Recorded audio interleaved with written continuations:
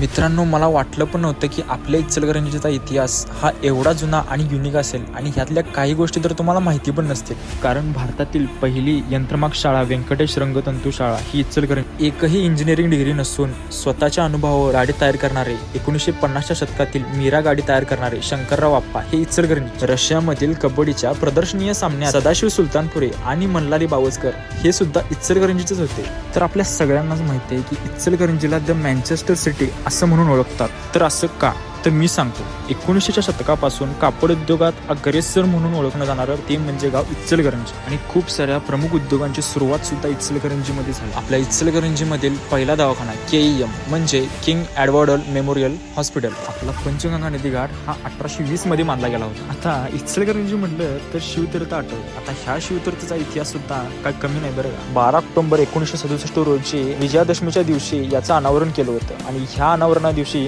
विजयाराजे शिंदे ह्याही उपस्थित होते. आणि ह्या पुतळ्याची निर्मिती प्रसिद्ध शिल्पकार पद्मश्री पुरस्कार प्राप्त विनायकराव पांडुरंग करमरकर यांनी केली होती. हे शिवतीर्थ उभारण्यासाठी त्या काळी 1.5 लाख खर्च झाले. त्यावेळी अनावरणाच्या वेळी एक कार्यक्रम घेतला होता. त्या कार्यक्रमाला जे व्यासपीठ लाभलं होतं, जी योजना होती ती भालजी पेंढारकर यांनी केली होती. आणि ती उभारणी आजच्या काळातील शिवतीर्थची एक नवीन स्वरूप आहे. तर आपल्या एक गाव एक इतिहास या सिरीज मध्ये इचलकरंजीचा हा इतिहास तुम्हाला माहित होता का? माहित नसेल तर तुमच्या SK भावाला नक्की फॉलो करा आणि भेटूया एक नवीन इतिहास घेऊन.